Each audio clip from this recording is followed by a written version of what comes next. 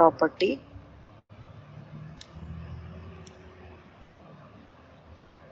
Importance of intellectual property in the digital age.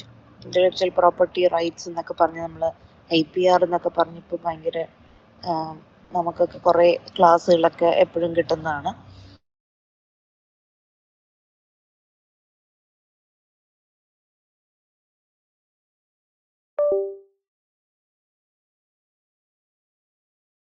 നമ്മൾ ഇതിൻ്റെ ആവശ്യകത എന്താണ്? Ethical considerations in emerging technologies like AI and blockchain. എന്തൊക്കെയാണ് ethics എന്ന് പറഞ്ഞാൽ നമുക്ക് എന്താണ് നമ്മൾ എന്തെങ്കിലും ക്രൈം നടത്തുമ്പോഴോ എന്ത് ആക്ടിവിറ്റി ചെയ്യുമ്പോഴും എന്ത് കാര്യങ്ങൾ ചെയ്യുമ്പോഴും നമ്മുടെ ഉള്ളിലൊരു നമ്മളൊരു സിവിലിയൻ ആയതുകൊണ്ട് തന്നെ നമ്മുടെ ഉള്ളിലൊരു ബോധവും നീതിയൊക്കെ ഉണ്ടാവണമല്ലോ. ആ സാധനം അത് അറിഞ്ഞിരിക്കുക എന്നുള്ളതാണ്. ദെൻ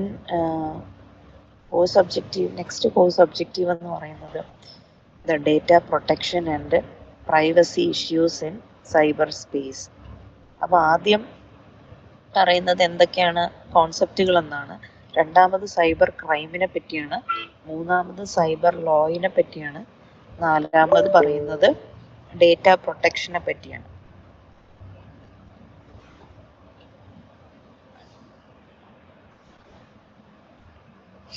ഇനി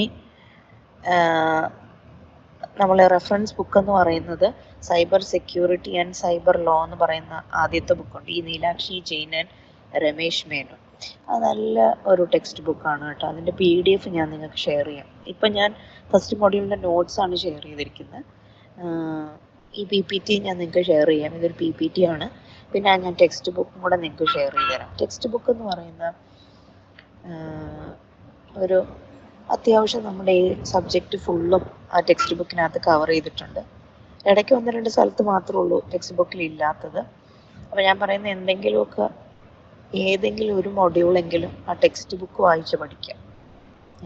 ടെക്സ്റ്റ് ബുക്ക് വായിച്ച് പഠിക്കുക എന്ന് വെച്ചാൽ നമ്മൾ ഇന്ത്യൻ ഓഥർ ആയതുകൊണ്ട് തന്നെ നമുക്ക് വായിച്ചാൽ കുറച്ചും കൂടെ ക്ലാരിറ്റി ഉണ്ട്. വളരെ സിമ്പിളായിട്ടാണ് ടെക്സ്റ്റ് ബുക്ക് എഴുതിയിരിക്കുന്നത്. വായിച്ചു കഴിഞ്ഞാൽ പെട്ടെന്ന് നമുക്ക് മനസ്സിലാവും. ഇത് തിയറി സബ്ജക്റ്റാണ് ഫുള്ളും.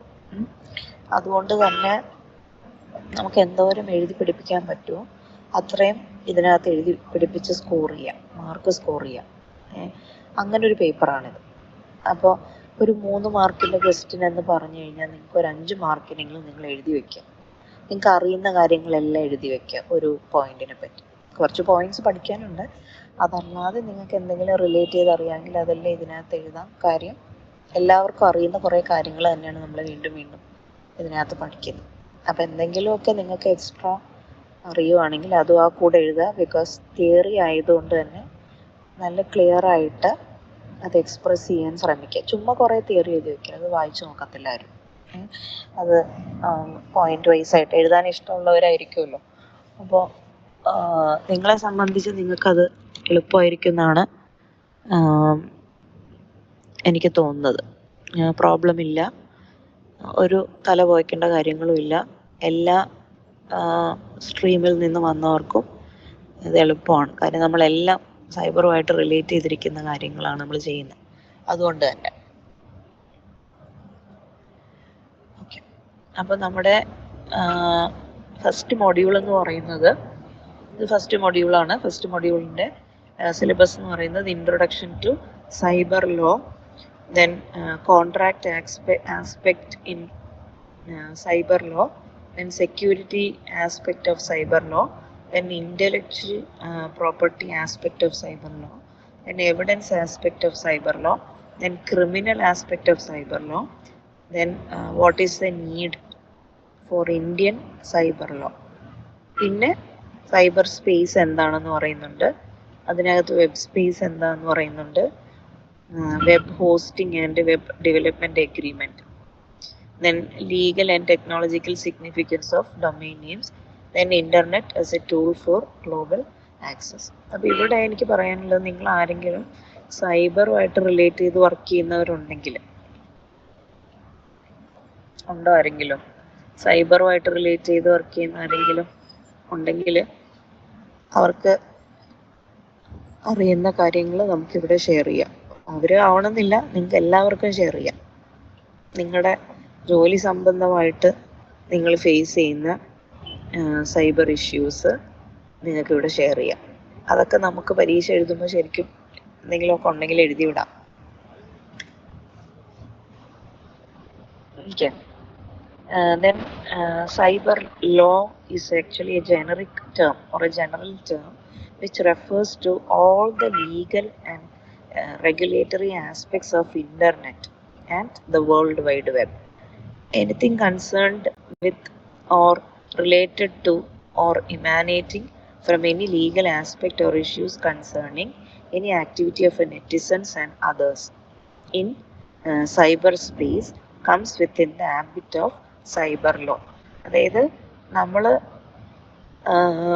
ഉൾപ്പെടുന്ന ആൾക്കാർ അങ്ങോട്ടും ഇങ്ങോട്ടും ആശയവിനിമയം നടത്തുമ്പോഴും അല്ലെങ്കിൽ എന്ത് ട്രാൻസ്ഫർ നടത്തുമ്പോഴും നമ്മളുടെ റിലേറ്റ് ചെയ്തിട്ടുള്ള കാര്യങ്ങൾ, നമ്മൾ ചെയ്യുന്ന എല്ലാ കാര്യങ്ങളിനെയും റിലേറ്റ് ചെയ്തിട്ടുള്ള ലീഗൽ ആസ്പെക്ട്സ് ആണ് സൈബർ ലോയുടെ അടിയിൽ വരുന്നത്.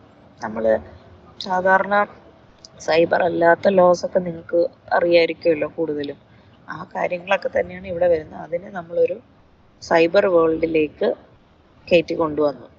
അതെന്താന്നുള്ളതാണ് നമ്മൾ ശരിക്കും പറഞ്ഞാൽ ഇവിടെ പഠിക്കുന്നത്. അപ്പോൾ എല്ലാ കാര്യങ്ങളും നമുക്ക് നമ്മുടെ സാധാരണ ആശയവിനിമയം നടത്തുമ്പോൾ നമ്മൾ ഇൻ പേഴ്സൺ അങ്ങോട്ടും ഇങ്ങോട്ടും ട്രാൻസ്ഫർ ചെയ്യുമ്പോൾ നമുക്ക് എന്തൊക്കെ വരുന്നുണ്ടോ അതെല്ലാം നമുക്ക് സൈബറിനകത്തും പെർമിറ്റഡ് ആണ്. അപ്പം ഇതിൻ്റെ ജേണി എങ്ങനെയാണ് തുടങ്ങുന്നതെന്നാണ് ആദ്യം പറഞ്ഞു തുടങ്ങുന്നത്. സൈബറിൻ്റെ ലീഗൽ ഫ്രെയിംവർക്ക് എന്ന് പറഞ്ഞാൽ ഇതിൻ്റെ ലോ റിലേറ്റ് ചെയ്തിട്ടുള്ള കാര്യങ്ങളും എങ്ങനെയാണ് അതിൻ്റെ ലോ ഫ്രെയിം ചെയ്തിരിക്കുന്നത്, എവിടെ നിന്നാണ് അതിൻ്റെ തുടക്കം, അതാണ് ലീഗൽ ഫ്രെയിംവർക്ക് എന്ന് പറയുന്നത്. അത് United Nations community international trade and law എന്ന് പറയുന്ന ഒരു കോമൺ, നമ്മൾ യുണൈറ്റഡ് നേഷൻസ് പോലെ തന്നെ ഇവിടെ നമുക്ക് വേണ്ട വേറൊരു പ്രത്യേകത എന്ന് പറഞ്ഞാൽ ഇന്ത്യൻ ലോ കൊണ്ട് മാത്രം നമുക്കിവിടെ നേടിപ്പോരാൻ പറ്റത്തില്ല. കാര്യം സൈബർ എന്ന് പറഞ്ഞു കഴിഞ്ഞാൽ അക്രോസ് ദ കോണ്ടിനെൻറ്റ്സ് ആണ് നമ്മൾ കമ്മ്യൂണിക്കേഷൻ നടത്തുന്നത്. അപ്പം എല്ലാ സ്ഥലത്തും നമുക്ക് യൂണിഫൈഡ് ആയിട്ടുള്ളൊരു ഫ്രെയിംവർക്ക് വേണം. ഫ്രെയിംവർക്ക് എന്ന് പറഞ്ഞാൽ നമ്മൾ ഒരു ലോയും അതിൻ്റെ എല്ലാ കാര്യങ്ങളും അതിൻ്റെ പരിമിതിക്കുള്ളിലേക്ക് നമ്മൾ ആക്കിയെടുത്ത് വയ്ക്കും. എന്നാലാണ് നമുക്ക് എവിടെ പോയാലും എന്ത് നടന്നാലും അതിനെല്ലാം നമ്മളൊരു ലോ ഉണ്ടാക്കിയിട്ടുണ്ടായിരിക്കും. അപ്പം പല കോണ്ടിനെൻ്റ് ആയതുകൊണ്ട് തന്നെ പലതരത്തിലുള്ള ലോസ് ആൻഡ് റെഗുലേഷൻസ് ആയിരിക്കും പല നാടുകളിലുണ്ടാകുന്നത്. അപ്പോൾ അവരെല്ലാവരെയും കൂടെ ഒരുമിച്ചൊരു ചട്ടക്കൂടിൻ്റെ ഉള്ളിലേക്ക് നമ്മൾ കൊണ്ടുവരുവാണ്. അതിനാണ് നമ്മുടെ ഫ്രെയിംവർക്ക് എന്ന് പറയുന്നത്. അപ്പം ഇത് 1997 ഇതിൻ്റെ ഇൻസ്പിറേഷൻ തുടങ്ങിയത്. UNCITRAL model law on electronic commerce. ആദ്യം നമുക്ക് ഇലക്ട്രോണിക് കോമേഴ്സ് ആണ് ശരിക്കും പറഞ്ഞാൽ ആദ്യം തുടങ്ങിയത്. ആശയവിനിമയം നടത്തുന്നതിലും കൂടുതൽ ആദ്യം നമ്മൾ ഈ കോമേഴ്സ് എന്ന് പറയുന്ന സംഭവം നമ്മൾ പണ്ടേ പഠിച്ചിട്ടുണ്ട്. ഇലക്ട്രോണിക് കോമേഴ്സ് എന്നാണ്. കോമേഴ്സ് എന്ന് പറഞ്ഞാൽ ട്രേഡുമായിട്ട് റിലേറ്റ് ചെയ്ത് വരുന്ന കാര്യങ്ങളാണ്. നമ്മുടെ സെല്ലിങ്ങും ബൈയിങ്ങും ഒക്കെ നമ്മൾ ഇൻ്റർനാഷണലി നമ്മൾ നടത്തിയിട്ടുണ്ട്. അപ്പോൾ അത് നടത്തുമ്പോൾ നമ്മൾ ലോസും കാര്യങ്ങളും ഒക്കെ നമുക്ക് അവിടെ ചിട്ടപ്പെടുത്തിയിട്ടുണ്ട്. അതേ കാര്യങ്ങളൊക്കെ തന്നെയാണ് നമ്മൾ ഇവിടെയും നമ്മൾ കൊണ്ടുവരാനായിട്ട് നമ്മൾ ശ്രമിക്കുന്നത്. ഈ അൺസിട്രാലിൻ്റെ ബേസിക് മോഡൽ ലോയിൽ നിന്നുമാണ് നമ്മൾ ഇതിലേക്ക് എത്തിയിരിക്കുന്നത്. അപ്പോൾ ഇത് ആദ്യം പാസ് ചെയ്തത് 1997 UN ജനറൽ അസംബ്ലിയിലാണ്. അപ്പോൾ നമ്മൾക്ക് ഇത് ഏതൊക്കെയാണ് നമ്മുടെ സൈബർ സബ്ജക്ട്സ് എന്നാണ് പറയുന്നത് എന്ന് വെച്ചാൽ സൈബറുമായിട്ട് റിലേറ്റ് ചെയ്തിട്ടുള്ള എന്തൊക്കെ കാര്യങ്ങളാണ് നമ്മൾ ഇതിൻ്റെ ഇടയിൽ കൺസിഡർ ചെയ്യുന്നത്. സൈബർ ക്രൈം എന്താണ് ശരിക്കും സൈബർ ക്രൈം എന്ന് പറഞ്ഞാൽ? സൈബർ ക്രൈം എന്ന് പറഞ്ഞാൽ നമ്മുടെ ഡേറ്റേനെ ഒരു എക്സാമ്പിൾ പറയാം. നമ്മുടെ ഡേറ്റേനെ വേറൊരാൾ നമ്മുടെ ബാങ്കിനകത്തുള്ള ഡേറ്റ നമ്മൾ അറിയാതെ തന്നെ അവർ ചോർത്തിയെടുക്കുക. നമ്മൾ ബ്രീച്ച് ചെയ്ത് കയറുക, ഫിഷിങ് ചെയ്യുക, അങ്ങനെയൊക്കെയുള്ള കുറേ ടേംസ് ഒക്കെ ഉണ്ട്. അതൊക്കെയാണ് നമ്മുടെ സൈബർ ക്രൈമിൻ്റെ അടിയിൽ വരുന്നത്. അതൊരു എക്സാമ്പിൾ മാത്രം. പിന്നെ ഒരാളുടെ ഐഡൻറ്റിറ്റീനെ നമ്മൾ മാറ്റുക, ഒക്കെ സൈബർ ക്രൈമിൻ്റെ അടിയിൽ വരുന്നതാണ്. എന്ത് മറ്റുള്ളവരെ ഉപദ്രവിക്കാൻ വേണ്ടി ചെയ്യുന്നു, അവരുടെ ഐഡൻറ്റിറ്റിക്കോ അവരുടെ ഇൻഡിവിജ്വാലിറ്റിക്കോ അവർക്ക് മോശം വരുന്ന എന്ത് കാര്യങ്ങളും നമ്മൾ ചെയ്യുന്നോ അതെല്ലാം സൈബർ ക്രൈമിൻ്റെ അടിയിൽ പെടും. Then next comes the data protection and privacy. അതൊക്കെ നമുക്ക് കേട്ടാൽ അറിയുന്ന ടേംസ് തന്നെയാണ്. പിന്നെ electronic transfer of funds, then regulating electronic transactions, പിന്നെ electronic evidence, then cyber security. Okay, ഇതൊക്കെയാണ് നമ്മുടെ ഡൈവേഴ്സ് സൈബർ സബ്ജക്ട്സ് എന്ന് പറയുന്നത്.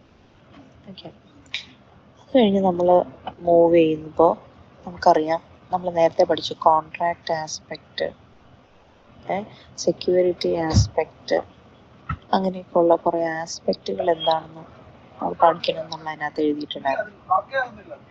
ഓക്കെ, അപ്പോൾ നമ്മൾ ആദ്യം കോൺട്രാക്റ്റ് ആസ്പെക്റ്റ് എന്താണെന്ന് നമുക്ക് നോക്കാം. Contract aspect in cyber law. അപ്പോൾ ആദ്യമേ തന്നെ എന്താണ് കോൺട്രാക്റ്റ് എന്നാണ്.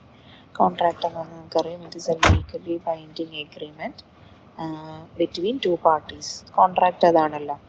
And which come into existence എപ്പോഴാണ്? Legal obligation for both the parties to act the specific promised duties. അതായത് നമ്മൾ കോൺട്രാക്റ്റ് എന്ന് പറഞ്ഞാൽ ചുമ്മാ നമ്മൾ സൈനിട്ട് വെക്കുമല്ല, അതൊരു ഉത്തരപത്രത്തിൽ എഴുതി നമ്മൾ സൈനിട്ട് വെക്കും. എന്തിനാണ് നമ്മൾ അത് സൈനിട്ട് വെക്കുന്നത്? അങ്ങനെ, അതായത്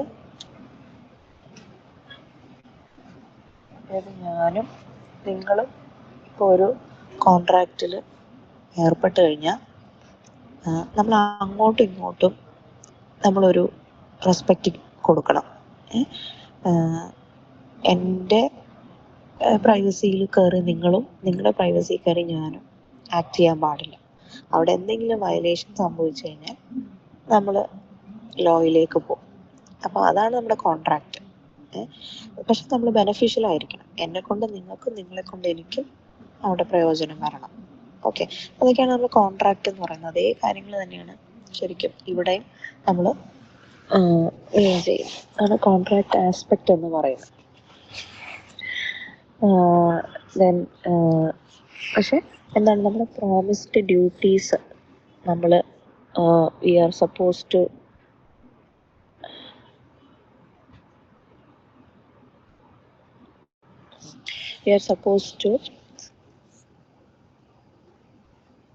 act the specific promised duties once. ഇനി ഈ കോൺട്രാക്റ്റിൻ്റെ പ്രത്യേകത എന്താണ്? നമ്മൾ ജീവിതകാലം മുഴുവൻ ഈ കോൺട്രാക്റ്റായിട്ട് ഇരിക്കുമല്ല. നമ്മുടെ ഒബ്ലിഗേഷൻസ്, നമ്മുടെ എഗ്രിമെൻറ്റിൽ പറഞ്ഞിട്ടുള്ള കാര്യങ്ങൾ തീരുമ്പോൾ ഇതും അവസാനിക്കും. The contract will be dismissed. Then breach of the contract occurs.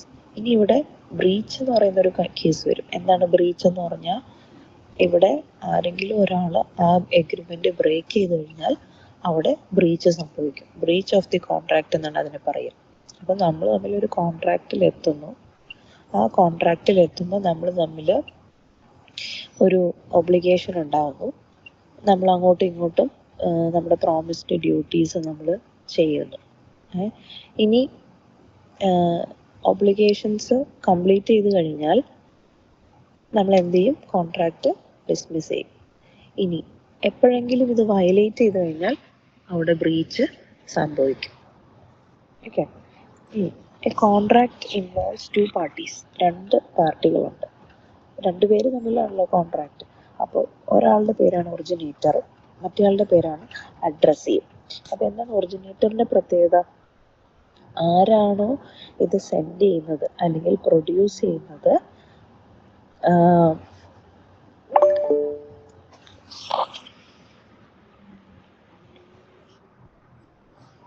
ആരെങ്കിലും ഒരാൾ ഇപ്പോൾ കയറാൻ നോക്കിയോ?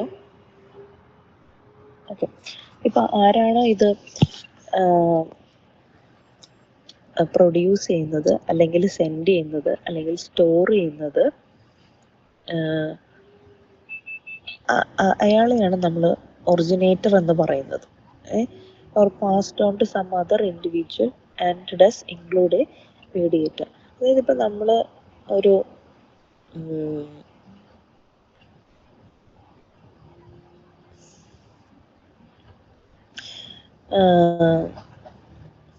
ഒരു വാടക കേസ് വരുവാണെങ്കിൽ, നമ്മളൊരു വീട് വാടകയ്ക്ക് എടുക്കുമോ അങ്ങനത്തെ എന്തെങ്കിലും ഒരു സാധനങ്ങൾ സംഭവിക്കുകയാണെങ്കിൽ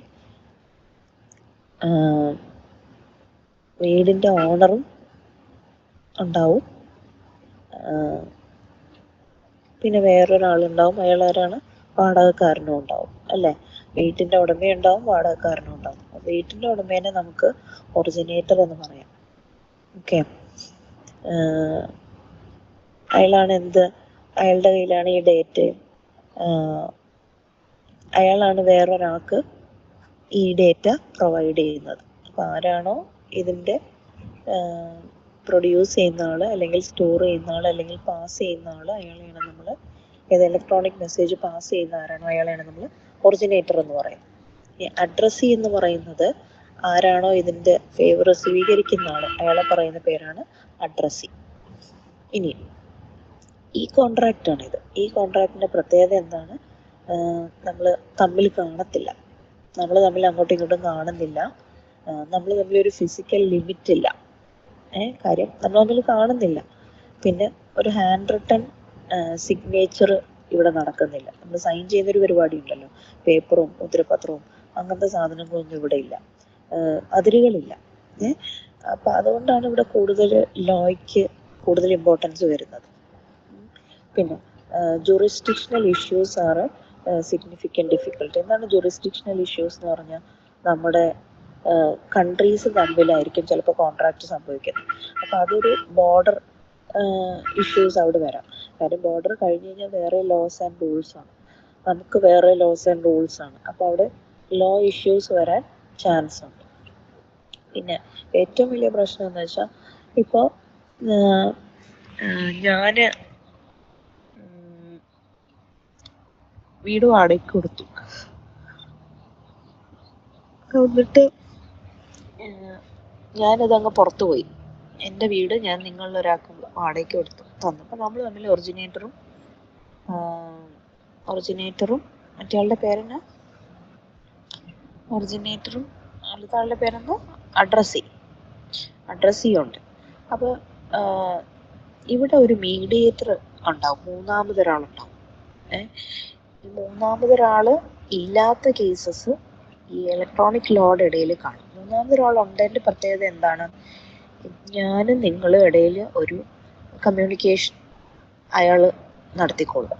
അപ്പം എൻ്റെ കയ്യിൽ നിന്ന് എന്തെങ്കിലും വീഴ്ച സംഭവിച്ചാൽ നിങ്ങളെ അറിയിക്കാനും, നിങ്ങളുടെ കയ്യിൽ നിന്ന് എന്തെങ്കിലും വീഴ്ച സംഭവിച്ചാൽ എന്നെ അറിയിക്കാനും ഇയാളെ കൊണ്ട് നമുക്ക് ഉപകാരം ഉണ്ടാകും അല്ലേ. അപ്പം അതായത് ഞാൻ നിങ്ങളോട് പറഞ്ഞിരിക്കുകയാണ്, എൻ്റെ വീട് അതായത് എന്താ പറയുക, അത് സൂക്ഷിക്കണം, വൃത്തിയായിട്ട് സൂക്ഷിക്കണം, അല്ലെങ്കിൽ അതങ്ങനെയാണ് ഇങ്ങനെയാണ്. അപ്പം നിങ്ങൾക്ക് കുറച്ചും കൂടെ അറിയാമായിരിക്കുമല്ലോ അങ്ങനത്തെ കാര്യങ്ങൾ. അപ്പോൾ അത് നമ്മുടെ ഒറിജിനേറ്റർ നാട്ടിലില്ലാത്ത സ്ഥിതിക്ക് അയാൾക്ക് നേരിട്ട് ഒന്നും കാണാൻ പറ്റത്തില്ല. മീഡിയേറ്ററിനെയാണ് അയാൾ വിടുക. അയാൾ വന്ന് എല്ലാ മാസവും വന്നൊന്ന് ചെക്ക് ചെയ്യും, ഇങ്ങനെ അയാൾ വീട് വൃത്തിയാക്കി വെച്ചിട്ടുണ്ടോ, അല്ലെങ്കിൽ ഇപ്പം ഞാൻ പറഞ്ഞേക്കുവാണ്, എനിക്ക് എൻ്റെ വീട് ഞാൻ വാടകയ്ക്ക് തരുന്നതൊക്കെ കൊള്ളാം, ഇവിടെ 3-ൽ കൂടുതൽ ആൾക്കാരെ താമസിപ്പിക്കാൻ പാടില്ല, അങ്ങനെയൊക്കെ ഉള്ള ഓരോ കണ്ടീഷൻസൊക്കെ ഞാൻ വെച്ചിട്ടുണ്ടായിരിക്കും. ഈ കണ്ടീഷൻസ് വയലേറ്റ് ചെയ്യുന്നുണ്ടോ എന്ന് നോക്കാൻ എനിക്ക് മീഡിയേറ്ററിൻ്റെ ഉപയോഗം എടുക്കാം. പക്ഷേ ഇവിടെ അതില്ല. ആര് നോക്കും? ഇപ്പം ഞാൻ ഇലക്ട്രോണിക്കലി നിങ്ങളുമായിട്ടൊരു കോൺട്രാക്റ്റ് സൈൻ ചെയ്ത് കഴിഞ്ഞാൽ പിന്നെ നിങ്ങളാണ് ബാക്കി കാര്യങ്ങളെല്ലാം ചെയ്യുന്നത്. അപ്പം നിങ്ങൾ അതിനകത്ത് എന്തെങ്കിലും വയലേഷൻ വരുത്തി കഴിഞ്ഞാൽ ഇവിടെ മീഡിയേറ്ററിൻ്റെ ഒരു കുറവ് ഇവിടെ ചില സമയം വരാൻ ചാൻസ് ഉണ്ട്. So no one to screen the breach of the process. പിന്നെ ഡിജിറ്റൽ സിഗ്നേച്ചർ, നിങ്ങൾക്ക് അറിയാവുന്ന സാധനമാണ് digital signature. Then electronic documents are need as evidence. അപ്പോൾ ഇനി എന്തെങ്കിലും ഒരു ബ്രീച്ച് സംഭവിച്ചു, ഇതിന് ബ്രീച്ച് എന്നാണ് പറയുക, വയലേഷൻ വരുന്നതിന് പറയുന്ന പേര് ബ്രീച്ച് സംഭവിച്ചു കഴിഞ്ഞാൽ ഇത് ലോയുടെ അടിയിൽ വരും. നമ്മൾ കോടതിയിലൊക്കെ, അപ്പോൾ എന്താണ് നമ്മൾ പ്രൊഡ്യൂസ് ചെയ്യുന്നത്? ഇലക്ട്രോണിക് ഡോക്യുമെന്റ്സ് ആണ് നമ്മൾ പ്രൊഡ്യൂസ് ചെയ്യുന്നത്. എന്തെങ്കിലും സാധനം വേണമല്ലോ, ഒരു ഹാർഡ് കോപ്പി വേണമല്ലോ സാധനം, ഒരു ഹാർഡ്വെയർ വേണം. ചുമ്മാ വായു എന്നൊന്നും പറയാൻ പറ്റത്തില്ല. അപ്പം അതിൻ്റെ എവിഡൻസ് ആയിട്ട് നമ്മൾ ഹാർഡ് കോപ്പിയാണ് കൊണ്ടുപോയിട്ട് കാണിക്കുന്നത്. പിന്നെ 3 main methods of contracting electronically. Electronic contract ചെയ്യുന്ന 3 സ്ഥലങ്ങളാണ് ഇമെയിൽ വഴി, അല്ലെങ്കിൽ വേൾഡ് വൈഡ് വെബ് വഴി, അല്ലെങ്കിൽ സൈബർ കോൺട്രാക്റ്റ് വഴി.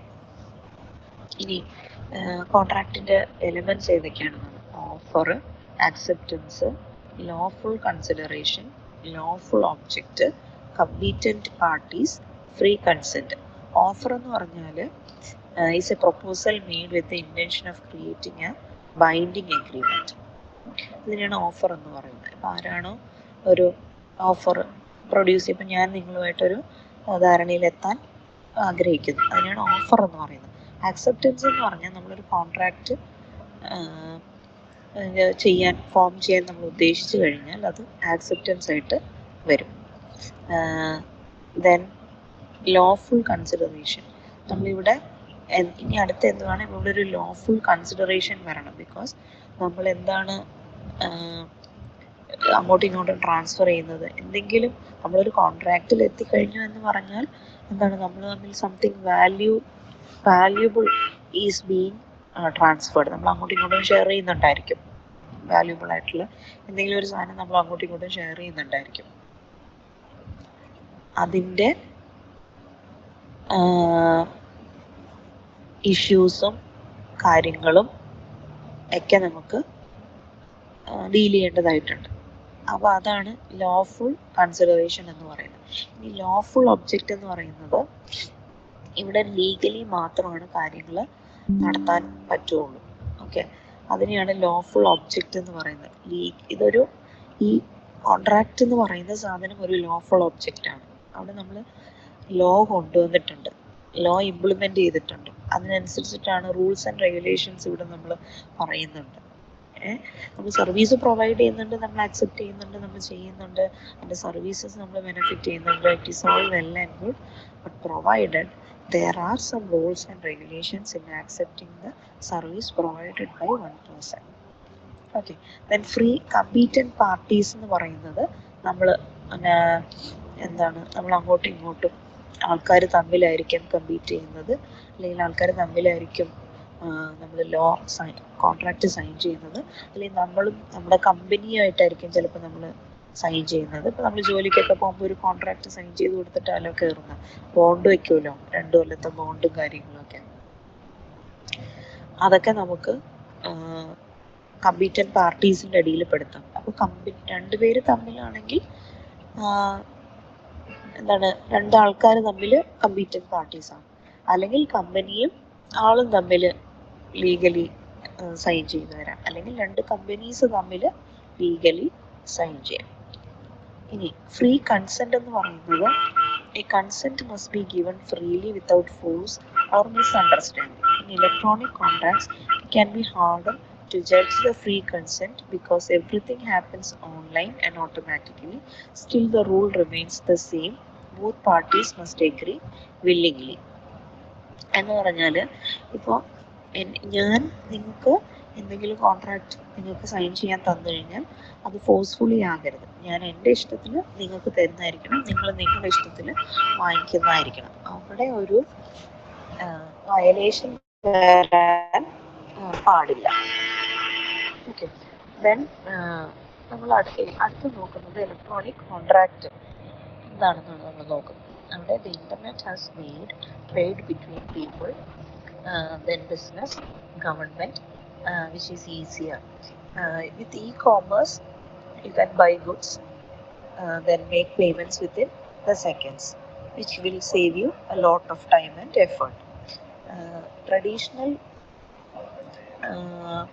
paper contracts are not possible here. Why?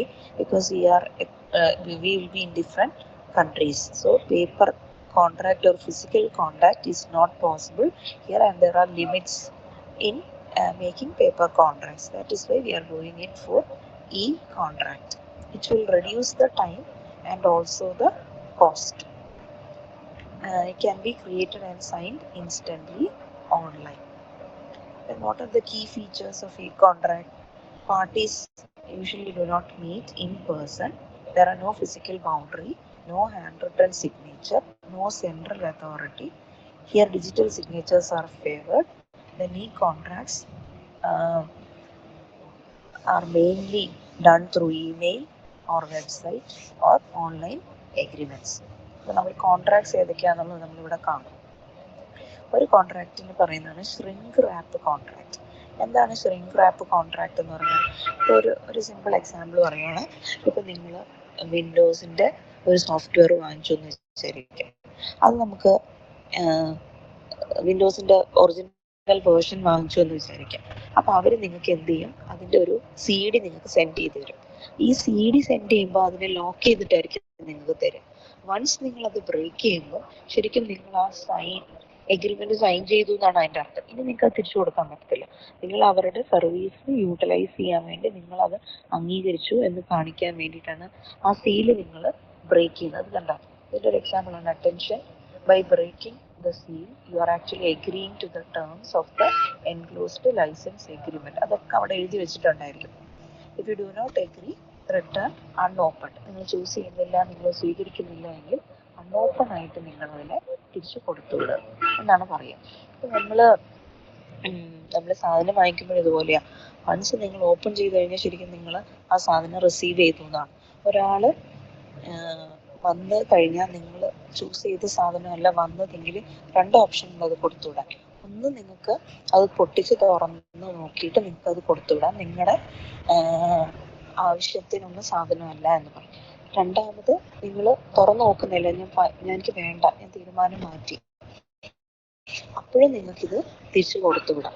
രണ്ടാമത്തെ കേസ് എന്ന് പറഞ്ഞാൽ അൺഓപ്പൺഡ് ആയിരുന്നു, നിങ്ങൾ എഗ്രിമെന്റ് സൈൻ ചെയ്തില്ല. ആദ്യത്തെ തന്നെ നിങ്ങൾ എഗ്രിമെന്റ് സൈൻ ചെയ്തു, പക്ഷെ നിങ്ങൾ സാധനങ്ങൾ തിരിച്ചു കൊടുക്കുവാണെങ്കിൽ ആ സാധനങ്ങൾ അതിൻ്റെ പേപ്പറും കോഡും ഒക്കെ വെച്ച് നിങ്ങൾ അതിനെ തിരിച്ചു വിടുന്ന ഫെസിലിറ്റി ഉണ്ടല്ലോ, ആ സംഭവമാണ്. ഇനി ക്ലിക്ക് റാപ്പ് എന്ന് പറഞ്ഞാൽ നമ്മൾ they are also known as click-through contract. These contracts are found as a part of the software to accept or to decline the terms and conditions of the agreement. നമ്മൾ ഏതൊരു software use ചെയ്യുമ്പോഴും അവർ ഇങ്ങനത്തെ ഒരു paper വരും. അതിനകത്ത് നമുക്ക് end user licence agreement എന്ന് പറഞ്ഞിട്ട് ഈ ടെക്ക് നമ്മൾ ഇടും. ആ ടെക്ക് ഇട്ട് കഴിഞ്ഞാൽ അതിൻ്റെ അർത്ഥം എഗ്രിമെന്റ് നമ്മൾ സൈൻ ചെയ്തു എന്നാണ്. ഇനി വേറൊരു പേരാണ് ബ്രൗസർ ആപ്പ്. ഇവിടെ പേരുകൾ ഓർത്തിരിക്കുക കേട്ടോ, പേരുകൾ ഓർത്തിരിക്കുക. പേരുകൾ ഓർത്തിരിക്കുമ്പോഴാണ് നമുക്ക് ഗ്യാസ് അടിക്കാൻ പറ്റത്തുള്ളൂ. ഇതിനകത്ത് കോൺസെപ്റ്റ് മനസ്സിലാക്കി വയ്ക്കുക, അതനുസരിച്ച് എഴുതുക. ഈ വേർഡ്സ് തന്നെ യൂസ് ചെയ്യണമെന്ന് നിർബന്ധമില്ല. ഇപ്പോൾ browser app, click wrap, shrink wrap. ഇനി ഇന്ത്യൻ കോൺട്രാക്ട് ആക്ട് എന്താണെന്ന് നോക്കാം. Agreement enforced by the law to explain how contracts are made, how they work, and the rights and duties of the parties. ആണ് Indian contract ആക്ടിൻ്റെ അടിയിൽ വരുന്നത്. 1872 അത് വന്നത്. It explains എങ്ങനെയാണ് contract make ചെയ്യുന്നത്, എങ്ങനെയാണ് അത് വർക്ക് ചെയ്യുന്നത്, എന്തൊക്കെയാണ് നമ്മുടെ റൈറ്റ്സ് ആൻഡ് ഡ്യൂട്ടീസ്, ഇൻവോൾവ് ചെയ്തിരിക്കുന്ന ആൾക്കാരുടെ റൈറ്റ്സ് ആൻഡ് ഡ്യൂട്ടീസ് എന്തൊക്കെയാണ്. അതിൻ്റെ ടേംസിൻ്റെ കുറച്ച് കാര്യങ്ങളുണ്ട്, അതിൻ്റെ കുറച്ച് ടേംസ് ഉണ്ട്. നമ്മൾ നേരത്തെ ഓഫറും എഗ്രിമെൻറ്റും ആക്സെപ്റ്റൻസും ലോഫുൾ ഒബ്ജക്റ്റും ലോഫുൾ കൺസിഡറേഷനും ഒക്കെ നമ്മൾ പഠിച്ചല്ലോ. അതുപോലെ തന്നെ ഇവിടെയും ഇന്ത്യൻ കോൺട്രാക്ട് ആക്ടിൻ്റെ ഇതിനും കുറച്ച് ടേംസ് ഉണ്ട്. പിന്നെ അതാണ് ഓഫർ എന്ന് പറയുന്നത്. അതായത് ഇപ്പം when you are willing to do, when one person shows willingness to do something or get the other person's agreement, then it is known as a proposal. Then promise means when the other person is receiving the offer, then it becomes a promise. Agreement means a promise or a group of promises which form the basis for each other.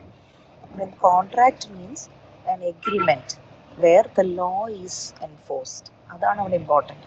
Contract എപ്പോഴാണ് ആവുന്നത്? the agreement become lawful, then it is known as a contract. Then promiser and promisee, നമ്മൾ നേരത്തെ പഠിച്ച പോലെ originator and authenticator നമ്മൾ പഠിച്ചില്ല, originator and authenticator. അതുപോലെയാണ് promisor and promisee വരുന്നത്. ദെൻ കൺസിഡറേഷൻ എന്ന് പറഞ്ഞാൽ when you are returning something, when you are offering something, when you are giving A service to the person in return to the promisee, then it is known as a consideration. Then comes the void agreement, voidable contract, void contract. ഇത് മൂന്നും തമ്മിലുള്ള വ്യത്യാസം എന്താണെന്ന് വെച്ചാൽ, ഒരു agreement അവിടെ law വരുന്നില്ല, നമ്മൾ വാക്കാ പറഞ്ഞുറപ്പിച്ച് എന്തെങ്കിലും ഒരു എഗ്രിമെൻ്റ് നമ്മൾ തമ്മിൽ അവിടെ അന്ന് സൈൻ ചെയ്യുന്നില്ല. അവിടെ എന്താണ് പ്രശ്നം എന്ന് വെച്ചാൽ, ആ എഗ്രിമെൻറ്റിൽ പിന്നെ എന്തെങ്കിലും പ്രശ്നം വന്നു കഴിഞ്ഞാൽ ഉണ്ടല്ലോ, നമുക്ക് ലോയിലേക്ക് പോകാൻ പറ്റത്തില്ല. ലോയിലേക്ക് പോയാൽ നമുക്ക് പാടായിരിക്കും. കാരണം അവിടെ നമ്മൾ ലോ കൊണ്ടുവന്നിട്ടില്ല. പക്ഷെ നമുക്ക് ലോയ്ക്ക് പോകേണ്ടതായിട്ടുള്ള എന്തെങ്കിലും ബ്രീച്ച് അവിടെ സംഭവിക്കാം. നമ്മൾ തമ്മിൽ വാക്കാ പറഞ്ഞുറപ്പിച്ച കാര്യമാണല്ലോ, അതിന് നിയമസാധുതയില്ലാത്ത കാര്യങ്ങൾ, അതിന് പറയുന്ന പേരാണ് വോയിഡ് എഗ്രിമെൻ്റ് എന്ന് പറയുന്നത്. വോയിഡബിൾ കോൺട്രാക്റ്റ് എന്ന് പറഞ്ഞാൽ നമ്മൾ ഭീഷണിപ്പെടുത്തി വേറൊരാളെ കൊണ്ട് എന്താ പറയുക, സൈൻ ചെയ്യിപ്പിച്ചു, അയാളെ കൊണ്ട് അത് സൈൻ ചെയ്യിപ്പിച്ച് ശരിക്കും അങ്ങനെ പറയുന്ന കോൺട്രാക്റ്റ് എന്ന് പറയുന്ന പേരാണ് വോയിഡബിൾ കോൺട്രാക്റ്റ്. ഒരു കോൺട്രാക്റ്റ് സൈൻ ചെയ്യുമ്പോൾ നമ്മൾ രണ്ടുപേരും നമ്മുടെ ഈക്വൽ കൺസെൻറ്റോട് കൂടി വേണം നമ്മൾ സൈൻ ചെയ്യാൻ. അല്ലാത്ത പക്ഷം അത് വോയിഡബിൾ കോൺട്രാക്റ്റ് ആയിട്ട് മാറും. കോൺട്രാക്റ്റ് ഒക്കെ സൈൻ ചെയ്ത് അവിടെ ലോയുടെ പേപ്പറും കാര്യങ്ങളും ഒക്കെ നമ്മൾ കൊണ്ടുവന്നിട്ടുണ്ടായിരിക്കും. പക്ഷേ അവിടെ എൻ്റെ ഇഷ്ടത്തിനല്ല ഞാനത് സൈൻ ചെയ്ത് തന്നിരിക്കുന്നത്. അങ്ങനെ വരുമ്പോൾ ആ കോൺട്രാക്റ്റിനെ നമുക്ക് വോയിഡബിൾ കോൺട്രാക്റ്റ് എന്ന് പറയും. മറ്റേത് വോയിഡ് എഗ്രിമെൻറ്റ്, ഇത് വോയിഡബിൾ കോൺട്രാക്റ്റ്. ഇനി വോയിഡ് കോൺട്രാക്റ്റ് എന്ന് പറയും. എന്ന് പറഞ്ഞാൽ ഇതിനൊരു നല്ല എക്സാമ്പിൾ എന്ന് പറഞ്ഞാൽ, കോൺട്രാക്റ്റ് സൈൻ ചെയ്യുന്ന സമയത്ത് അത് വാലിഡ് ആയിരുന്നു, പക്ഷെ കുറച്ച് നാൾ കഴിഞ്ഞപ്പോൾ അത് അൺഎൻഫോഴ്സിബിൾ ആയി. എന്ന് പറഞ്ഞാൽ, ഒരു എക്സാമ്പിൾ പറഞ്ഞാൽ, ഞാനിപ്പോൾ ഒരു കമ്പനിക്ക് കെമിക്കൽ സപ്ലൈ ചെയ്യുന്ന ഒരാളാണ്. അപ്പോൾ ഞാൻ അവരുമായിട്ടൊരു കോൺട്രാക്റ്റിൽ സൈൻ ചെയ്യണം, 5 കൊല്ലത്തേക്ക് ഞാനൊരു കെമിക്കൽ നിങ്ങൾക്ക് സപ്ലൈ ചെയ്തേക്കാം എന്ന് പറയുക. അപ്പോൾ അത് ശരിക്കും ഒരു ലോയുള്ള ഒരു കോൺട്രാക്റ്റായിരുന്നു, പ്രോപ്പർ കോൺട്രാക്റ്റായിരുന്നു. പക്ഷേ ഒരു കൊല്ലം കഴിഞ്ഞ് കഴിഞ്ഞപ്പോൾ എൻ്റെ ആ കെമിക്കൽ ഗവൺമെൻറ് ബാൻ ചെയ്തു. അതായത് ആ കെമിക്കലിന് എന്തൊക്കെയോ പ്രശ്നങ്ങളുണ്ട്, അത് വെച്ച് ഈ സാധനം ഫെർട്ടിലൈസർ കമ്പനി എന്ന് വിചാരിക്കുക സപ്ലൈ ചെയ്ത് കഴിഞ്ഞാൽ അത് ബാധിക്കും. ഉണ്ടാക്കുന്ന സാധനം നെഗറ്റീവ് ഇഫക്റ്റ് ആണ് ഉണ്ടാക്കുന്നത്. അപ്പോൾ അതിനകത്ത് കെമിക്കലിനകത്ത് എന്തൊക്കെയോ പ്രശ്നങ്ങൾ കണ്ടുപിടിച്ചാൽ ആ കെമിക്കൽ ബാൻ ചെയ്തു. അങ്ങനെ വരുന്ന കേസിൽ ആ കോൺട്രാക്റ്റിൽ സാധ്യത ഇല്ലാതായി ആയിപ്പോവും. കാര്യം എന്താ, ഈ കെമിക്കൽ ഗവൺമെൻറ് ബാൻ ചെയ്താലോ, ഗവൺമെൻറ് ബാൻ ചെയ്ത് കഴിഞ്ഞാൽ പിന്നെ നമുക്ക് അത് എൻഫോഴ്സ് ചെയ്യാൻ പറ്റത്തില്ല. അവിടെ ലോ വന്നു, നമുക്കത് കൊടുക്കാൻ പറ്റത്തില്ല. നമ്മൾ കൊടുത്തു കഴിഞ്ഞാലും എന്തെങ്കിലും പ്രശ്നങ്ങൾ പറ്റിയാലും അവിടെ അത് ബ്രേക്കായി. ശരിക്കും പറഞ്ഞാൽ ആ കോൺട്രാക്റ്റിന് അല്ലെങ്കിൽ ആ എഗ്രിമെൻറ്റിന് പിന്നെ വാലിഡിറ്റി ഇല്ല. ഓക്കെ, ഇത്രയാണ് അവിടുത്തെ ടേംസ്. ഇനി നമുക്ക് എന്താണ് legal prerequisite of an e contract. In e-contract, offers and acceptance are exchanged through electronic records. That the Indian IT Act legally recognizes how e-contracts are formed, sent, received and validated. ഇനി originator and address, ഇതെല്ലാം കുറേ sections പറഞ്ഞേക്കുവാണ്. Section 11 IT Act. ഇവിടെ IT Act ആണ്, information technology act ആണ്. Originator എന്ന് പറഞ്ഞാൽ person who sends the record, addressee എന്ന് പറഞ്ഞാൽ person who receives it. Section 11 ഒറിജിനേറ്ററിനെയും അഡ്രസ്സിനെയും പറ്റി പറയുന്നത്. ശരിക്കും പറഞ്ഞാൽ ഇവിടെ കമ്പ്യൂട്ടറാണ് സെൻഡ് ചെയ്യുന്നതെങ്കിലും ബിഹൈൻഡ് ദാറ്റ് നമുക്ക് ഒരാൾ അവിടെ ഉണ്ടായിരിക്കും കേട്ടോ. അപ്പോൾ ശരിക്കും ഞാനും നിങ്ങളും തമ്മിലാണ് ശരിക്കും കോൺട്രാക്റ്റ് സൈൻ ചെയ്യുന്നത്. പക്ഷെ നമുക്ക് ഫിസിക്കലി മീറ്റ് ചെയ്യാൻ പറ്റാത്തത് കാരണം നമ്മൾ ഇമെയിലിൻ്റെയോ www ഒക്കെ സഹായം നമ്മൾ തേടുന്നു എന്ന് മാത്രം. പക്ഷെ പ്രശ്നം വന്നു കഴിഞ്ഞാൽ നമ്മൾ രണ്ടുപേരും പെടും, അല്ലെങ്കിൽ നമ്മൾ രണ്ടുപേരും ലോയുടെ ഫ്രണ്ടിലേക്ക് നമ്മൾ പോകണം. ഇനി സെക്ഷൻ 12 വരുന്നതാണ് how the receiver confirms that they got the message. If the sender did not specify a message, the acknowledgement can be any message or automated reply from the receiver, any action showing the record was received. Acknowledgement എന്ന് പറയുമ്പോൾ ഞാൻ നിങ്ങൾക്ക് send ചെയ്യുന്ന ആള് നിങ്ങൾ എനിക്കൊരു message send ചെയ്തു. അപ്പോൾ ഈ മെസ്സേജിന് റിപ്ലൈ ആയിട്ട് എനിക്കൊരു ഓട്ടോമാറ്റിക് റിപ്ലൈ എന്ത് ചെയ്ത് വെക്കാം, സെറ്റ് ചെയ്ത് വെക്കാം. അല്ലെങ്കിൽ ഞാൻ നിങ്ങൾക്ക് എന്തെങ്കിലും ഒരു റിപ്ലൈ തിരിച്ചു തരാനുള്ള ഒരു ആക്ഷൻ എൻ്റെ സൈഡിൽ നിന്ന് ഉണ്ടായിരിക്കണം.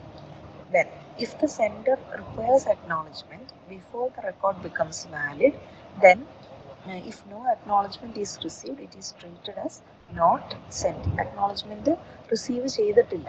അതായത് ഇപ്പോൾ ഞാൻ നിങ്ങൾക്കൊരു നമ്മളിപ്പോൾ സമ്മൻസ് അയക്കുമ്പോൾ അത് റിസീവ് ചെയ്തിട്ടില്ല എങ്കിൽ ശരിക്കും പറഞ്ഞാൽ എന്ത് സംഭവിക്കും? ഇങ്ങനൊരു സാധനം അയച്ചതിന് വാലിഡിറ്റി ഇല്ല അല്ലേ? അങ്ങനെ സംഭവിക്കാറില്ലേ കേസിലൊക്കെ? അതുപോലെ തന്നെ ഇവിടെ ഇപ്പം ഞാൻ അയച്ച അക്നോളജ്മെൻറ്റ് നിങ്ങൾക്ക് കിട്ടിയില്ല എങ്കിൽ ശരിക്കും പറഞ്ഞാൽ ഞാൻ അയച്ച ആ അക്നോളജ്മെൻറ്റിന് വാല്യൂ ഇല്ല. നിങ്ങളത് റിസീവ് ചെയ്തിട്ടില്ല എങ്കിൽ ആ അക്നോളജ്മെൻറ്റിന് വാല്യൂ ഇല്ല, അതിന് സെൻഡ് ചെയ്തിട്ടില്ല എന്നാണ് കാണിക്കത്തുള്ളൂ. ഇനി if no specific rule is given and the sender does not get acknowledgement on time, then the sender can notify the receiver. നമ്മൾ പ്രതീക്ഷിക്കുന്ന സമയത്തിലും കൂടുതൽ സമയം എടുക്കുകയാണെങ്കിൽ സെൻഡറിന് റിസീവറിനെ നോട്ടിഫൈ ചെയ്യാം. If still not received, the record can be treated as never sent. പിന്നെയും 1-2 പ്രാവശ്യം വെയിറ്റ് ചെയ്ത് കഴിഞ്ഞിട്ട് പിന്നെയും അത് കിട്ടിയില്ല, കാലതാമസം എടുക്കും തോറും ആ സെൻഡ് ചെയ്യുന്ന അക്നോളജ്മെൻറ്റിന് വാലിഡിറ്റി ഇല്ലാതെ വരും. ഇനി സെക്ഷൻ 13 അടിയിൽ വരുന്നതാണ് എവിടെ വെച്ചാണ് ഇത് റിസീവ് ചെയ്യുന്നത്, എവിടെ വെച്ചാണ് ഇത് സെൻഡ് ചെയ്യുന്നത്, ഏത് സമയത്താണ് ഇത് സെൻഡ് ചെയ്യുന്നത്. അതിന് ഭയങ്കര ഇമ്പോർട്ടൻസ് ഉണ്ട്. അതെപ്പോഴും നോക്കും, എപ്പോഴാണ് ഞാൻ ഈ മെസ്സേജ് സെൻഡ് ചെയ്തത്, അതുപോലെ എപ്പോഴാണ് നിങ്ങൾ നിങ്ങളുടെ കമ്പ്യൂട്ടറിൽ ആ മെസ്സേജ് റിസീവ് ചെയ്തിരിക്കുന്നത്. അതൊക്കെ വാലിഡിറ്റി ഉള്ള കാര്യങ്ങളാണ്. ഏത് സിസ്റ്റത്തിൽ നിന്നാണ് സെൻഡ് ചെയ്തിരിക്കുന്നത്. Message considered send from the senders place of business. A message is considered received at the receivers place of business. ഏത് സിസ്റ്റത്തിലോട്ടാണ് റിസീവ് ചെയ്യുന്നത്, ഏത് സിസ്റ്റത്തിൽ നിന്നാണ് സെൻഡ് ചെയ്തത്, അതിന് ഇമ്പോർട്ടൻസ് ഉണ്ട്. സമയത്തിനും ഇമ്പോർട്ടൻസ് ഉണ്ട്. ഇനി നമ്മൾ സെക്യൂരിറ്റി ആസ്പെക്റ്റ് നോക്കാം. സെക്യൂരിറ്റി ആസ്പെക്റ്റ് എന്ന് പറഞ്ഞാൽ online exchange, payment and sharing of personal data happens through the internet.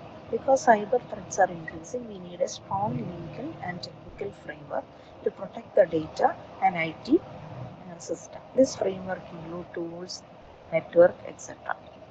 അപ്പോൾ അവിടെ എന്തൊക്കെയാണ് കീ പോയിന്റ്സ് എന്ന് പറഞ്ഞാൽ, electronic data is vulnerable, then encryption protects the data and we need secure systems. നമ്മൾ എന്താണ് കൺസിഡറേഷനിൽ വരുത്തേണ്ടത്? ഇലക്ട്രോണിക് ഡേറ്റ ആയതുകൊണ്ട് തന്നെ അതിൻ്റെ പ്രൈവസി ഭയങ്കര ഇമ്പോർട്ടൻ്റ് ആണ്. അപ്പോൾ നമ്മൾ പ്രൈവസിക്ക് വേണ്ടിയിട്ടാണ് നമ്മൾ ക്രിപ്റ്റോഗ്രഫി എന്ന് പറയുന്ന കോൺസെപ്റ്റ് കൊണ്ടുവരുന്നത്. ക്രിപ്റ്റോഗ്രഫി എന്താണെന്ന് പറഞ്ഞാൽ, ഞാൻ ഇവിടുന്ന് അയക്കുന്ന ഡേറ്റ എന്ത് ചെയ്യണം, നമ്മൾ അതിനെ എൻകോഡ് ചെയ്തിട്ട് അയക്കും, അതിന് വേറൊരു ഫോർമാറ്റിലാക്കി എൻകോഡ് ചെയ്ത് അയക്കും. എന്നിട്ട് റിസീവ് ചെയ്യുന്ന ആൾ അതിനെ ഡീക്രിപ്റ്റ് ചെയ്യും, ഡീകോഡ് ചെയ്യും. അപ്പോൾ എൻകോഡ് ചെയ്യാനും ഡീകോഡ് ചെയ്യാനും നമ്മൾ എന്ത് ചെയ്യുന്നു വെച്ചാൽ കുറച്ച് നമ്പേഴ്സ് ഉണ്ട്. ഈ നമ്പേഴ്സ് വെച്ചിട്ട് നമ്മുടെ ഡേറ്റേനെ നമ്മൾ വേറൊരു ഫോർമാറ്റിലേക്ക് ആക്കും. ഏറ്റവും സിമ്പിളായിട്ട് പറഞ്ഞാൽ ABCD എന്ന് പറഞ്ഞ സാധനം എനിക്ക് നിങ്ങൾക്ക് സെൻഡ് ചെയ്യണം. അപ്പോൾ ഞാൻ അയക്കുന്നത് എങ്ങനെയാണെന്ന് വെച്ചാൽ, എക്ക് പകരം ഞാൻ 1 വെച്ച് റീപ്ലേസ് ചെയ്യും, ബിക്ക് പകരം ഞാൻ 2 വെച്ച് റീപ്ലേസ് ചെയ്യും, 3ക്ക് പകരം ഞാൻ C വെച്ച് റീപ്ലേസ് ചെയ്യും, 4ന് പകരം ഞാൻ D വെച്ച് റീപ്ലേസ് ചെയ്യും. അങ്ങനെ. അപ്പോൾ ഞാൻ ABCD സെൻഡ് ചെയ്യുന്നത് എങ്ങനെയാണ്? 1 2 3 4 എന്ന് പറഞ്ഞാൽ ഞാൻ സെൻഡ് ചെയ്യുന്നത്. എന്നിട്ട് നിങ്ങൾ റിസീവ് ചെയ്യുമ്പോൾ അതിനെ എങ്ങനെ റിസീവ് ചെയ്യും, തിരിച്ച് അതിനെ ഡീക്രിപ്റ്റ് ചെയ്യാൻ നിങ്ങൾ എന്ത് ചെയ്യും? നിങ്ങൾ എന്ത് യൂസ് ചെയ്യും? 1 2 3 4ന് പകരം ABCD എന്ന് പറയുന്ന ഡേറ്റ വെച്ച് നിങ്ങൾ അതിനെ റീപ്ലേസ് ചെയ്യും.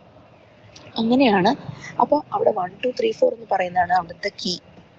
അപ്പോൾ ഈ 1 2 3 4 വെച്ച് ഈ ABCയുടെ കുറേ കോമ്പിനേഷൻസ് ആയിരിക്കും ഞാൻ സെൻഡ് ചെയ്യുന്ന മെസ്സേജ്. ഇങ്ങനെ AB BC CD ABCD DCBA DDCCBBA എന്നൊക്കെ പറഞ്ഞാൽ ഉള്ളൊരു വലിയ മെസ്സേജ് ഞാൻ നിങ്ങൾക്ക് സെൻഡ് ചെയ്യുന്നത്. അപ്പോൾ ആ മെസ്സേജിന് ഞാൻ നമ്പേഴ്സിലാക്കിയാണ് സെൻഡ് ചെയ്യുന്നത്. അത് ഞാൻ നിങ്ങളോട് പറഞ്ഞിട്ടുണ്ടാവും. A കണ്ടാൽ 1 കണ്ട A വെച്ച് തിരിച്ച് റീപ്ലേസ് ചെയ്യുക, 2 കണ്ട് B വെച്ച് റീപ്ലേസ്, അങ്ങനെ തിരിച്ച് അങ്ങോട്ടും ഇങ്ങോട്ടും എൻക്രിപ്ഷൻ ഡീക്രിപ്ഷൻ നടത്തും. അപ്പോൾ അതിനെയാണ് നമ്മൾ പ്രൈവറ്റ് കീ എൻക്രിപ്ഷൻ അല്ലെങ്കിൽ സിമെട്രിക് കീ ക്രിപ്റ്റോഗ്രഫി എന്ന് പറയും. എന്ന് പറഞ്ഞാൽ ഒരേ കീ വെച്ച് അതിനെ എൻക്രിപ്റ്റ് ചെയ്യാനും ഡീക്രിപ്റ്റ് ചെയ്യാനും യൂസ് ചെയ്യുന്നു. ഇവിടെ എന്താണ് ഉദ്ദേശം എന്ന് വെച്ചാൽ വൾണറബിലിറ്റി ഉണ്ട്. Electronic data vulnerability is there. To avoid that we are going for this type of cryptography. അതിന് നമ്മൾ എൻക്രിപ്ഷൻ അൽഗോറിതംസ് ഒക്കെ നമുക്ക് യൂസ് ചെയ്യാം. പിന്നെ എൻക്രിപ്ഷൻ കീസ് നമുക്ക് യൂസ് ചെയ്യാം. ഇവിടെ പറയുന്ന ക്രിപ്റ്റോഗ്രഫിക്ക് പറയുന്ന പേരാണ് പ്രൈവറ്റ് കീ ക്രിപ്റ്റോഗ്രഫി. നമ്മൾ ഒരേ കീ വെച്ച് എൻക്രിപ്റ്റ് ചെയ്യും ഡീക്രിപ്റ്റ് ചെയ്യുകയും ചെയ്യുക. ഇനി പബ്ലിക് കീ ക്രിപ്റ്റോഗ്രഫി ഉണ്ട്. അതായത് ഞാൻ ഒരു കീ വെച്ച് അതിനെ എൻക്രിപ്റ്റ് ചെയ്യും.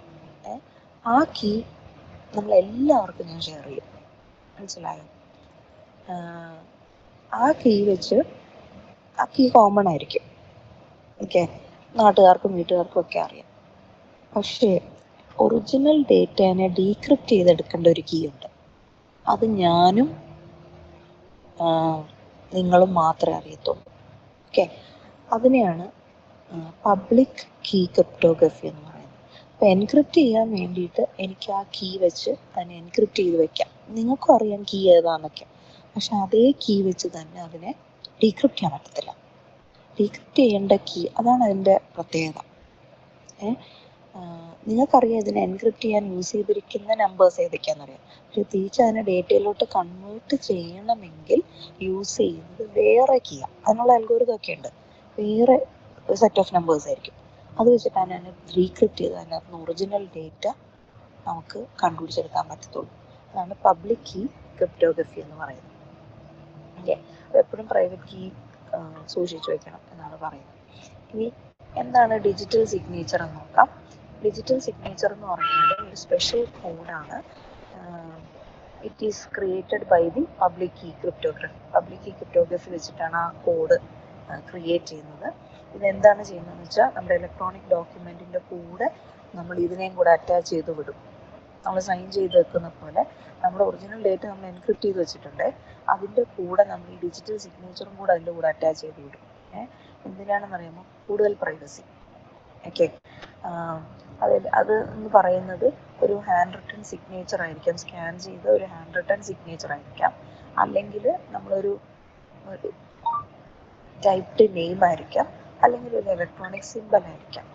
എന്തിനാണെന്ന് വെച്ചാൽ ഒരു എക്സ്ട്രാ അഡീഷണൽ പ്രൊട്ടക്ഷൻ പോലെയാണ്. ഇപ്പോൾ ഇവിടെ കണ്ടു, ഇത് കണ്ടോ, നമ്മൾ ഡിജിറ്റൽ സിഗ്നേച്ചർ എന്താണ് ചെയ്യുന്നതെന്ന് വെച്ചാൽ ഒരു ഹാഷ് ഫംഗ്ഷൻ യൂസ് ചെയ്ത് പ്രൈവറ്റ് കീ വെച്ച് നമ്മൾ അതിനെ എൻക്രിപ്റ്റ് ചെയ്യുന്നു. ഈ എൻക്രിപ്റ്റ് ചെയ്യുന്നതിൻ്റെ കൂടെ തന്നെ നമ്മൾ നമ്മുടെ സിഗ്നേച്ചർ സെൻഡ് ചെയ്യുന്നു. ഈ സിഗ്നേച്ചർ ഉണ്ടാക്കാൻ നമുക്ക് പബ്ലിക് കീ നമുക്ക് യൂസ് ചെയ്യാം. പബ്ലിക് കീ യൂസ് ചെയ്തിട്ട് അതിൻ്റെ കൂടെ വീണ്ടും അതിനൊന്നും കൂടെ കറക്കി കുലുക്കി വീണ്ടും എൻക്രിപ്റ്റ് ചെയ്ത് വെക്കും. ഓക്കെ, ഇവിടെ ഇലക്ട്രോണിക് സിഗ്നേച്ചറിൻ്റെ കേസിലെന്ന് പറഞ്ഞു കഴിഞ്ഞാൽ നമ്മൾ എന്താണ്, ഒരു സ്കാൻഡ് സിഗ്നേച്ചർ അല്ലെങ്കിൽ ഏതെങ്കിലും ഒരു സിംബൽ ഇതുമായിട്ട് അറ്റാച്ച് ചെയ്ത് നമ്മൾ വിടുന്നു. ഇതാണ് ഡിജിറ്റൽ സിഗ്നേച്ചറും ഇലക്ട്രോണിക് സിഗ്നേച്ചറും തമ്മിലുള്ള വ്യത്യാസം. ഓക്കെ, എക്സ്ട്രാ അത് പെട്ടെന്നൊന്നും നമുക്ക് അതിനെ ഡീക്രിപ്റ്റ് ചെയ്തെടുക്കാൻ പറ്റില്ല. ആദ്യം ഡിജിറ്റൽ സിഗ്നേച്ചർ വേർതിരിച്ച് മാറ്റണം, പിന്നെ അതിനകത്തുനിന്ന് നമുക്ക് ഡേറ്റ വേർതിരിച്ച് മാറ്റാൻ പറ്റത്തുള്ളൂ. ഓക്കെ, ഇനി legal framework for digital signature. Digital സിഗ്നേച്ചറിന് എന്തൊക്കെ വേണം? It requires authentication. It should be integral. Integral എന്ന് വെച്ചാൽ മാറിപ്പോകരുത്. അതിന് ഒരു യൂണിഫോം, ഒരു എന്താ പറയണത്, ഇൻറ്റഗ്രിറ്റി എന്ന് പറഞ്ഞാൽ എന്താ, അതിൻ്റെ മാത്രം പ്രത്യേകതയായിരിക്കണം. ഇൻറ്റഗ്രൽ എന്ന് പറഞ്ഞാൽ അതാണല്ലോ. പിന്നെ നോൺ റെപ്യൂഡിയേഷൻ. അപ്പോൾ ഇവിടെ പബ്ലിക് കീ ഇൻഫ്രാസ്ട്രക്ചർ എന്ന് പറഞ്ഞ് ഒരു ഫ്രെയിംവർക്കൊക്കെ ലീഗൽ ഇൻഫർമേഷൻ ടെക്നോളജി ആക്റ്റിൽ പറയുന്നുണ്ട്. അപ്പോൾ ഇത്രയും പ്രൊട്ടക്ഷൻസ് ഒക്കെ നമ്മൾ എന്തിനു വേണ്ടി എടുക്കുന്നുണ്ട്? ഇതൊക്കെ എന്തിനാണ്? നമ്മുടെ ഡേറ്റ പ്രോപ്പറായിട്ട് ട്രാൻസ്ഫർ ചെയ്യാനും നമ്മുടെ ഡേറ്റ പ്രോപ്പറായിട്ട് സൂക്ഷിക്കാനും ഒക്കെ വേണ്ടിയിട്ടാണ് നമ്മൾ ഇത് യൂസ് ചെയ്യുന്നത്. ഇനി licensing of certifying authorities. Under the rule the government defines under the act some rules are defined. എങ്ങനെയാണ് ഡിജിറ്റൽ സിഗ്നേച്ചർ ക്രിയേറ്റ് ചെയ്യേണ്ടതെന്നും എങ്ങനെയാണ് അതിനെ വെരിഫൈ ചെയ്യേണ്ടതെന്നും റൂളുണ്ട്. എന്തൊക്കെയാണ് ടെക്നിക്കൽ റിക്വയർമെൻറ്റ്സ് എന്നുള്ളത് അവർ പറയുന്നുണ്ട്. ദെൻ എന്തൊക്കെ ഇൻഫർമേഷൻസ് ആണ് ഡിജിറ്റൽ സിഗ്നേച്ചറിന് വേണ്ടതെന്നുള്ളതിന് ഒരു തീരുമാനമുണ്ട്. ദെൻ സർട്ടിഫൈങ് അതോറിറ്റി ആവാൻ വേണ്ട എലിജിബിലിറ്റി ക്രൈറ്റീരിയ എന്താണ്? സർട്ടിഫൈങ് അതോറിറ്റി ആവണമെങ്കിൽ നമ്മൾ പറയില്ലേ, ഇപ്പം നമ്മൾ BT സർട്ടിഫിക്കറ്റ് അല്ലെങ്കിൽ നമ്മുടെ മെഡിക്കൽ സർട്ടിഫിക്കറ്റ് സൈൻ ചെയ്യണമെങ്കിൽ ചുമ്മാ ഡോക്ടർക്കൊന്നും പറ്റത്തില്ല, ഈ ഗവൺമെൻറ് ഇരിക്കുന്ന ഡോക്ടർക്കാണ് പറ്റുള്ളൂ എന്ന് പറയില്ലേ. എന്താണത്? കാര്യം അവർ തെറ്റ് ചെയ്യില്ല, അല്ലെങ്കിൽ അവർ ചെയ്തു തരുന്നതിന് സാധ്യത കൂടുതലാണ്, വാലിഡിറ്റി ഉണ്ട്. അപ്പോൾ അതുപോലെ സർട്ടിഫൈങ് അതോറിറ്റിക്ക് കുറച്ച് rules and regulations, eligibility criteria ഒക്കെ ഉണ്ട്. ഇതിന് ഫീസും കാര്യങ്ങളും, ഫോംസ് ഉണ്ട്, ഫോം ഫില്ല് ചെയ്ത് കൊടുക്കണം, ഡോക്യുമെൻറ്റ്സ് ഉണ്ട്, പിന്നെ ക്രോസ് സർട്ടിഫിക്കേഷൻ റൂൾസ് ഉണ്ട്, പിന്നെ ലൈസൻസ് ഉണ്ട്, വാലിഡിറ്റി ഉണ്ട്, റിന്യൂവൽ ഉണ്ട്, സർട്ടിഫൈങ് അതോറിറ്റിക്ക് സസ്പെൻഷനും ഉണ്ട്. Okay, then there are some conditions, then security guidelines are there, then rules are there, then disclosure records are to be maintained, then digital signatures are issue ചെയ്യാനായിട്ട്, certificate issue ചെയ്യുന്നതിനുണ്ട്, then generating certificates in a rule ഉണ്ട്, then revoke or cancel the certificate, then certifying അതോറിറ്റിക്ക് കൊടുക്കേണ്ട ഫീസും അല്ലെങ്കിൽ ഇത് ഉണ്ടാക്കാനുള്ള fees are also there. ഇനി some relevant sections are there. That is the section 8 information technology rules, which explains what a person or company must do to get the permission. And section 35 is there, which explains how a digital signature is given to a user. It includes the steps and checks that the CA must follow before issuing the certificate. But generally പറഞ്ഞു കഴിഞ്ഞാൽ anyone can apply to get a digital certificate. The application must include up to 25 rupees which is decided by the central government. The government may set different fees for different types of applicants. Each application must include a certification practice statement. After receiving the application, the certifying authority will review the documents, make any necessary inquiry, and then either grant the digital signature. An application cannot be rejected without giving the applicant a fair chance to explain or respond for the final decision. Okay, ഇത്രയും കാര്യങ്ങളാണ് നമ്മളിന്ന് നോക്കുന്നത്. Okay, അപ്പോൾ നമ്മൾ generally പറഞ്ഞു കഴിഞ്ഞാൽ എന്താണ് നമ്മുടെ ലോയും, എന്തിനാണ് നമ്മൾ സൈബർ ലോയ്ക്ക് വേണ്ടി പോകുന്നത്, അവിടെ സാധാരണ ലോയിലായിട്ടുള്ള പല കാര്യങ്ങളും നമ്മുടെ ലോയുമായിട്ട് റിലേറ്റഡ് ആണ്. എന്താണ് ക്രിപ്റ്റോഗ്രഫി എന്ന് നോക്കി, എന്താണ് നമ്മൾ സെക്യൂരിറ്റി ആസ്പെക്റ്റ് എന്ന് നോക്കി, എന്തൊക്കെയാണ് ഇതിനകത്തുള്ള രണ്ട് ആൾക്കാർ എന്തൊക്കെയാണെന്ന് നോക്കി, അതിൽ ഇമ്പോർട്ടൻറ്റ് ടേംസ് എന്തൊക്കെയാണെന്ന് നോക്കി, ഏതൊക്കെ ടൈപ്പ് കോൺട്രാക്റ്റ് ഉണ്ടെന്ന് നോക്കി, ഈ കോൺട്രാക്റ്റിൻ്റെ കീ ഫീച്ചേഴ്സ് എന്തൊക്കെയാണെന്ന് നോക്കി. ഓക്കെ, നമ്മൾ ജനറലി നോക്കിയത്.